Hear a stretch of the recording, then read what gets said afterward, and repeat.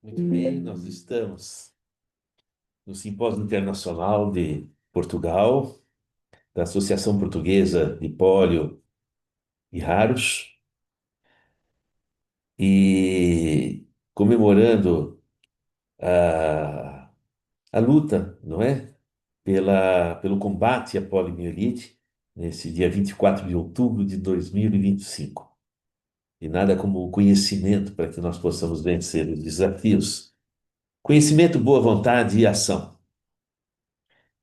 A minha palestra diz respeito a um questionamento, né? Onde surge esperança?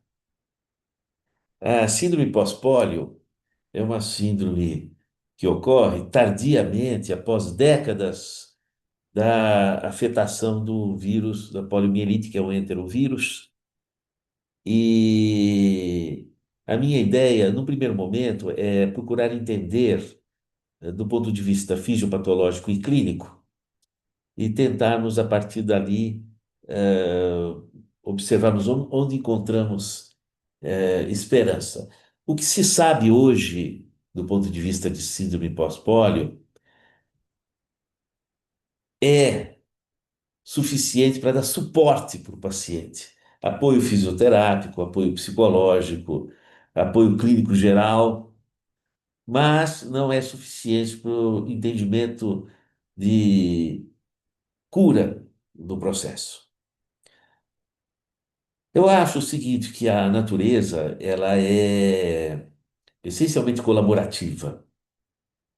Então nós devemos pensar que o nosso corpo, ele é uma representação da natureza. Veja, quase 70% do seu corpo é água, água do mar. Você chora a água do mar, o líquido amniótico é água do mar. E uma parte considerável é o carbonato de cálcio. Eu vou colocar a metáfora, é areia, que são os ossos, não é? Essas estruturas minerais, elas, tanto a água quanto os ossos, enquanto carbonato de cálcio, eles não têm o seu DNA. O que vai ter seu DNA é a vasculatura, os tecidos adjacentes e etc. Embora uma parte considerável das nossas células, se não é a maior parte, são bactérias. A pele, o Streptococcus epidermidis, o intestino, a Escherichia coli, a boca, o Streptococcus salivares, o trato urogenital, os bacilos de Duodeno e por aí vai. Então, o nosso corpo ele é um ecossistema representativo da natureza. Nós respiramos o oxigênio em troca com os vegetais, seja o fitoplâncton, seja através das algas azuis, as cianofícias, que produzem o oxigênio, seja através de todas as florestas e toda a vegetação. E essa vegetação produz o oxigênio a partir de um intercâmbio com uma estrela de quinta grandeza, que é o Sol, porque não há fotossíntese se não houver o Sol.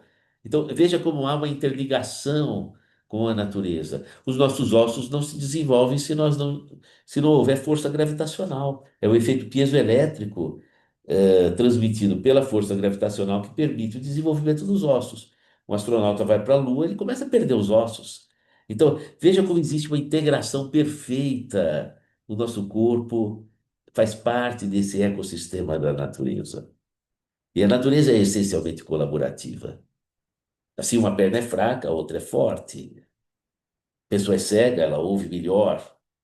Então, quando nós temos uma disfunção, é importante nós considerarmos, dentro do entendimento sistêmico do que seja o ser humano, para onde, se houve uma perda, para onde foi o ganho? Para onde se deslocou a potência?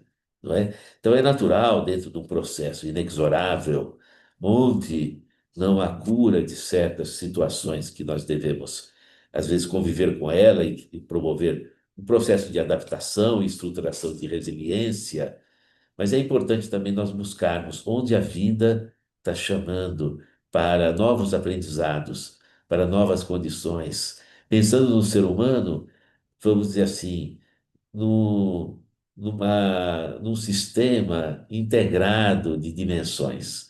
Nós temos a dimensão biológica, que nós vamos conversar um tanto sobre ela. Nós temos a dimensão psicológica, social, ambiental, dimensão funcional e a dimensão espiritual.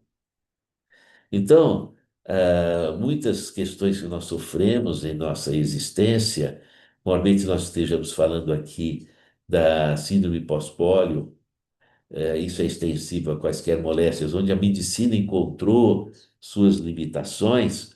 Então, é importante, considerar nas dimensões humanas o que que a natureza está trazendo. Porque uma afecção não vem para nos derrubar, mas vem para redirecionar as nossas forças dentro do grande aprendizado que é essa grande escola da vida. Eu sou o Dr. Sérgio Felipe, sou clínico geral e tenho formação universitária em neuroanatomia, quando desenvolvi o meu mestrado na Universidade de São Paulo com microscopia eletrônica, ultraestrutura cerebral.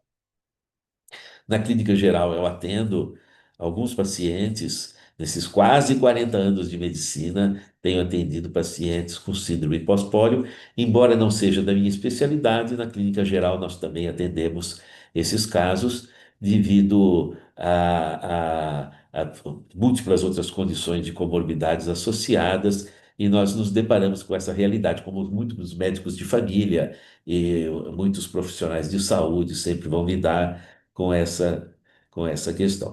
Eu acho que a síndrome pós-pólio, apesar da poliomielite, vamos dizer assim, entre aspas, né, ter sido extinta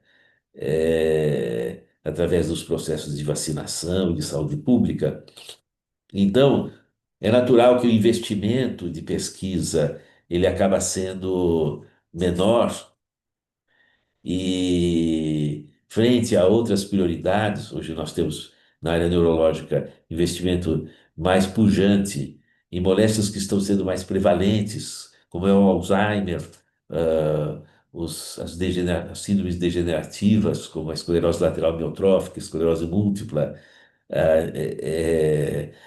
o investimento no autismo, investimento, enfim, múltiplos investimentos vêm sendo feitos onde há uma maior prevalência.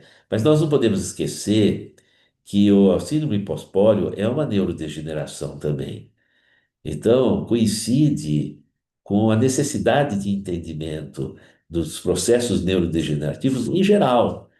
E quando você tem um fenômeno biológico, como é o caso da síndrome pós-pólio, além de ser uma moléstia, é vamos dizer assim, um fenômeno biológico, onde a natureza mostra nuances que são fundamentais para nós entendermos os mecanismos de neurodegeneração e podemos entender melhor o funcionamento do organismo e estabelecimento de terapêuticas. Entende-se que a síndrome pós-pólio é um processo inflamatório. Esse processo inflamatório gera perda neuronal. O que se presume, sem que se conheça exatamente o que acontece, é que se houve uma lesão inicial pela poliomielite décadas atrás, a sucessão do tempo traz uma degeneração suplementar que leva à síndrome. Então, vamos dizer assim, o neurônio, ele é uma célula diferente das outras células do nosso organismo, que elas estão sempre se renovando. O neurônio não, o neurônio ele não passa pelo processo de renovação no sentido de a célula ela se multiplica e cria novas células. E isso renova o estoque celular das vísceras. Mas o neurônio não faz isso. O neurônio ele se formou e ele fica ali.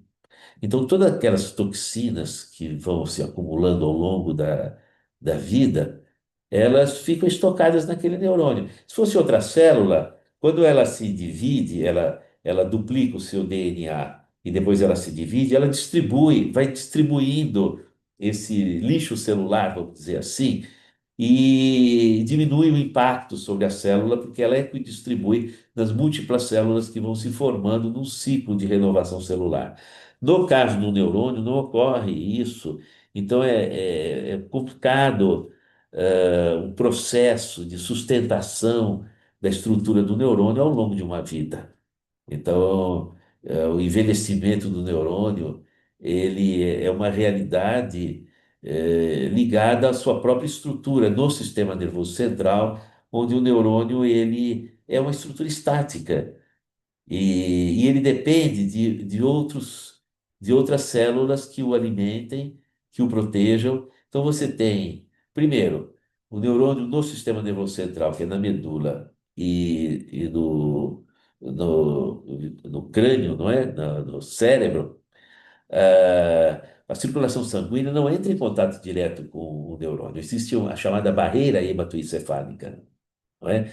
E essa barreira se dá porque o neurônio não entra em contato direto com a circulação sanguínea e é intermediado por uma série de células, que são as chamadas células da glia, e essas células da glia fazem a intermediação entre o sangue e o neurônio, protegendo ele das variações e das nuances da circulação sanguínea.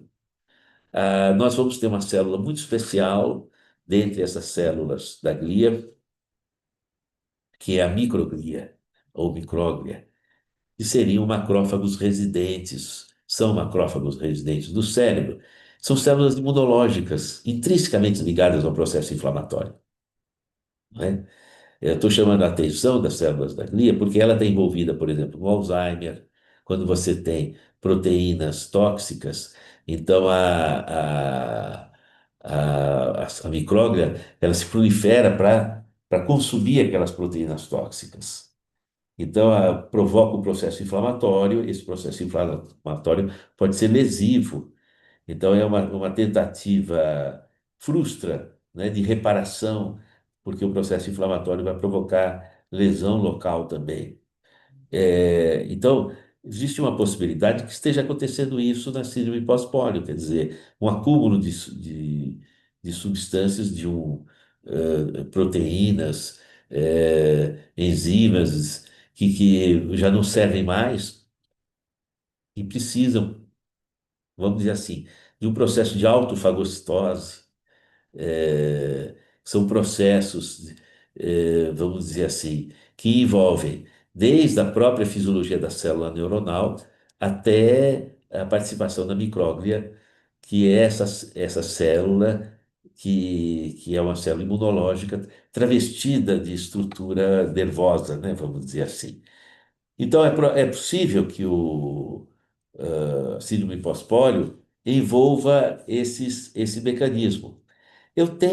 Recentemente, eu vou até dizer, o ano passado, de 2024, eu estive com um amigo meu no laboratório de doenças neurológicas do Birmingham Hospital, da Universidade de Harvard, e achei interessante o estudo deles sobre a micróglia e o envolvimento da micróglia na esclerose lateral amiotrófica, no Alzheimer, na esclerose múltipla e a expectativa de gerar medicamentos que impeçam essa proliferação, esse processo inflamatório da micróglia, não é?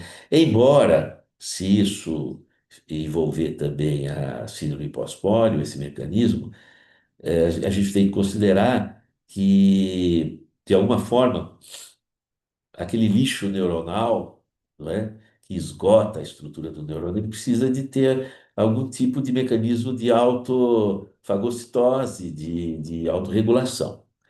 E é aí que começa a minha reflexão, porque é o seguinte, veja, o neurônio, ele é uma estrutura estática, e toda a alimentação do neurônio e a limpeza é feita por estruturas externas. E essas estruturas externas envolvem, por exemplo, células como a micróglia, como os astrócitos, eh, enfim, as células da glia, como a microcirculação.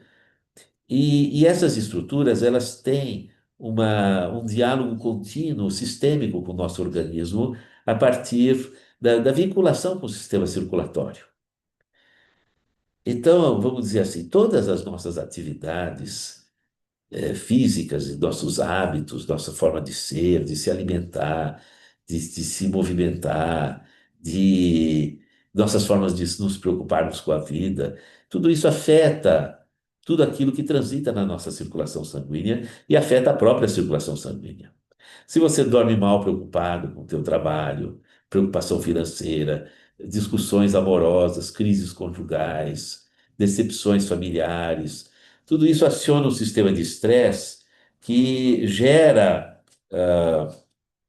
uma disfunção circulatória, cardiocirculatória, disfunção respiratória, disfunção metabólica, e é a resposta ao estresse. Então, o nosso modo de operar a vida pode favorecer uma boa alimentação e limpeza dos neurônios, não é? Ou não.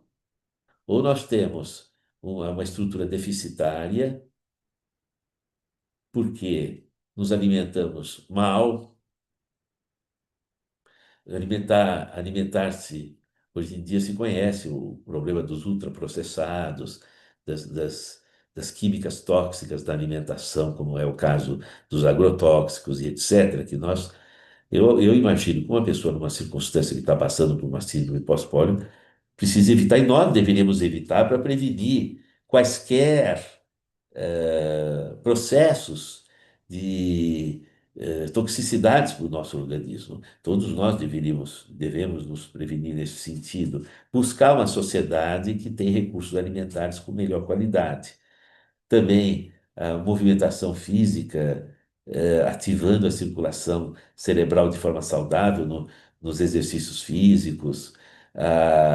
Vamos dizer assim, o excesso de trabalho também é prejudicial, as questões psicológicas que levam aos dramas familiares e etc., questões espirituais, vazio interior.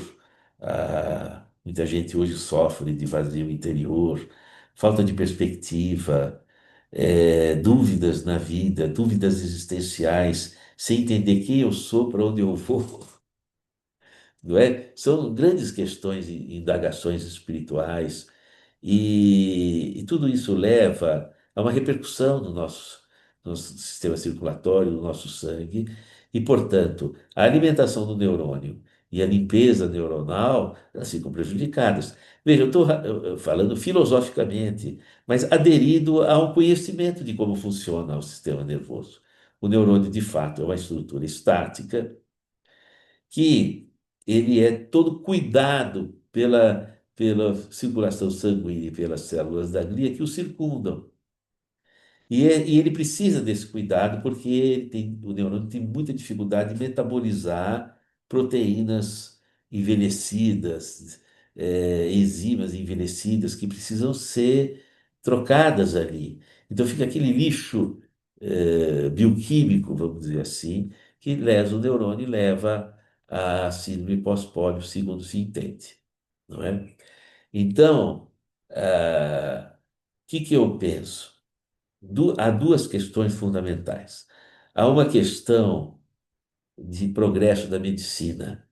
A medicina precisa progredir no entendimento de que são os nossos hábitos, a nossa forma de ser, a nossa forma de sentir, a nossa forma de se colocar na vida, em todos os processos fisiológicos, alimentação, sono, trabalho, relações de família, que levam aos estressores que modificam a fisiologia natural do nosso organismo.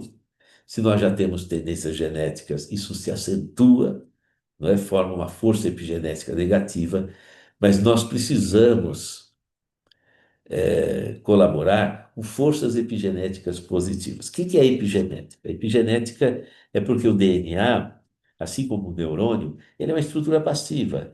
Ele depende dos estímulos ambientais para ele funcionar. Então, a gente pode regular o funcionamento do DNA, o funcionamento dos genes, a partir de como nós, vamos dizer assim, nos alimentamos, como nós reagimos emocionalmente, intelectivamente, como nós movimentamos o nosso corpo, se nós somos sedentários ou não, que química que a gente traz para o nosso corpo, tudo isso modula o DNA. As relações de amor e ódio, tudo isso modula o DNA. Você se emociona, o seu coração acelera, uma relação direta entre a alma e o corpo, vamos falar assim, não é? Então, isso essa interação com o DNA, levando a uma modificação do seu funcionamento, isso é chamado de epigenética. Não é que seja uma mutação, não. Não se muda a estrutura do DNA, mas se regula o seu funcionamento, não é?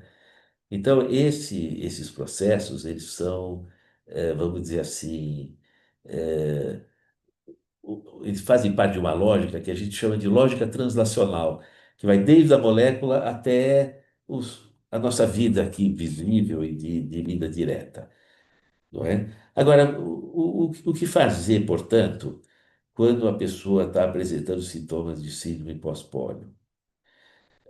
Vamos lá, vamos trabalhar nos diversos níveis. Pensando na hipótese de uma sobrecarga de lixo molecular no neurônio, destruindo neurônios.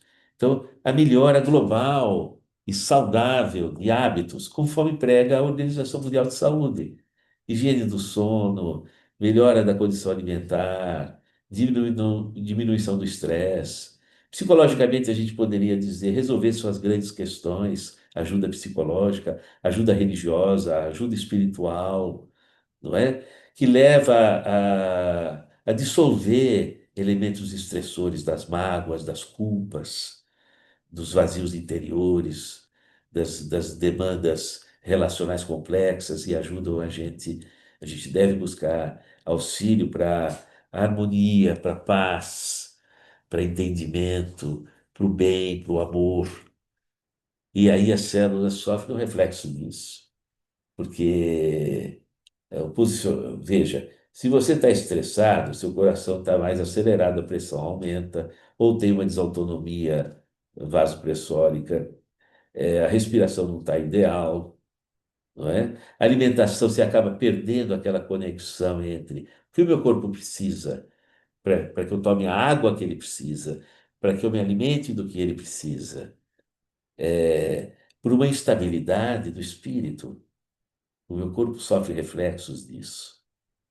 Então eu preciso de harmonia espiritual, de harmonia psicológica, de paz interior, de buscar aquilo que traz essa paz para mim. E é importante tudo aquilo que seja o mais natural possível para desintoxicar as células, na medida em que nós tiramos os agrotóxicos. Se for impossível, pelo menos uma vez na semana, para pegar o hábito, não é?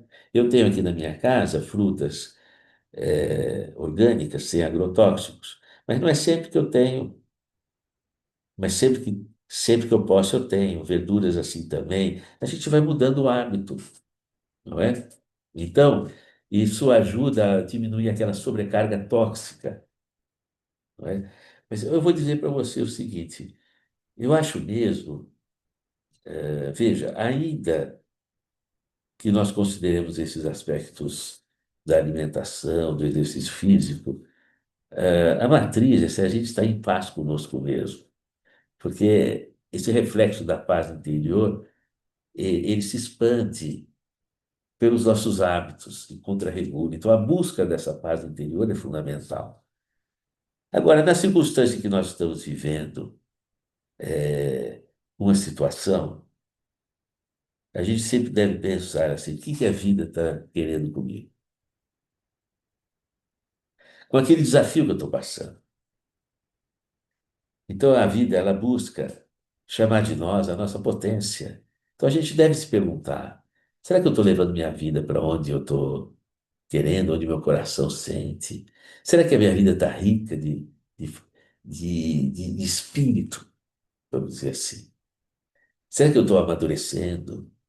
Se você acredita numa força maior, será que eu estou conseguindo me conectar? Conectar com a minha essência, conectar com a luz divina?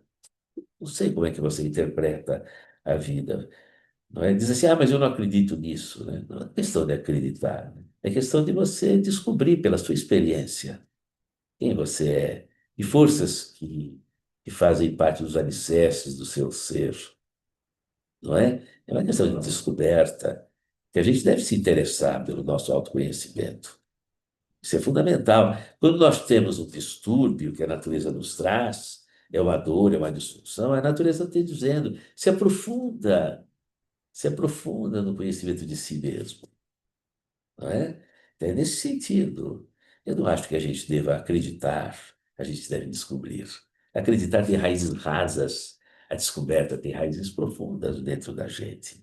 Então, essa busca de autoconhecimento é fundamental para eu me perguntar: por que que eu estou sofrendo isso?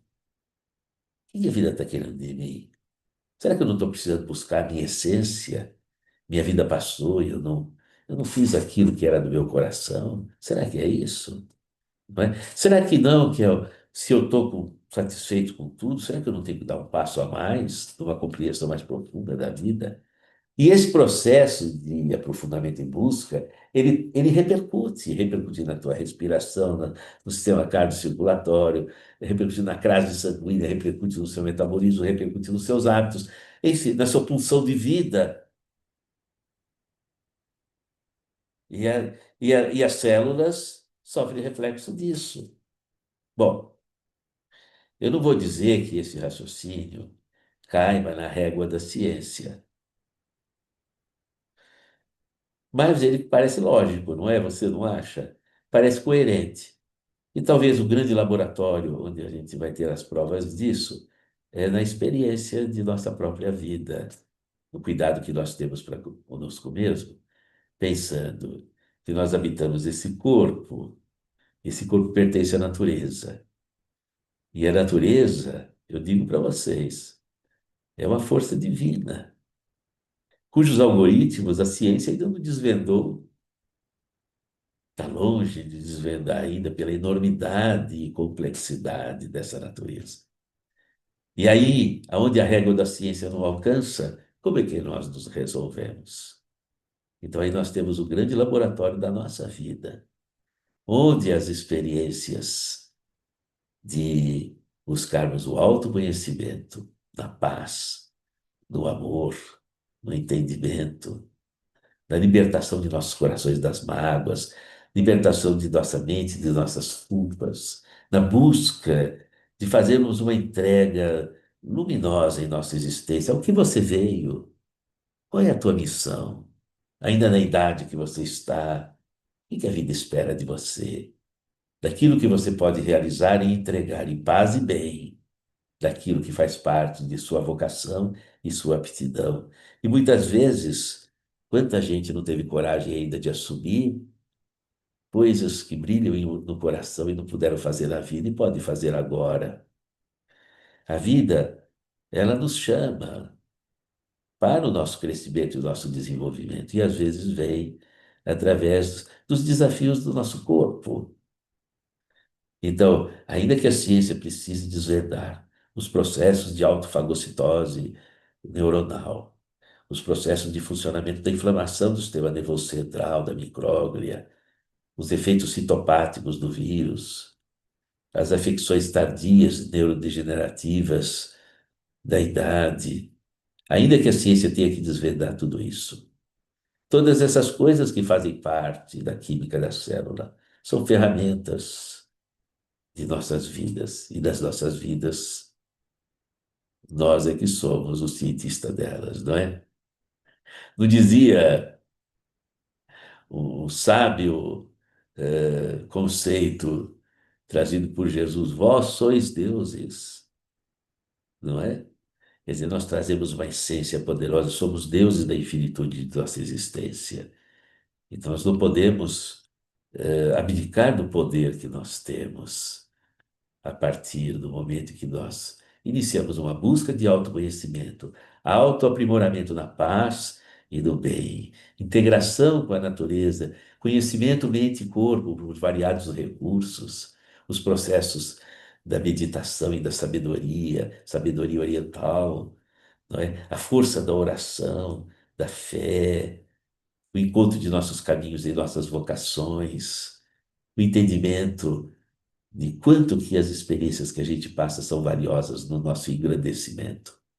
Buscamos pela ciência que as moléculas e as células se ajustem através dos recursos medicamentosos e buscamos pela nossa ciência interior aprendemos a lidar com os grandes desafios da vida para a iluminação de nossa essência.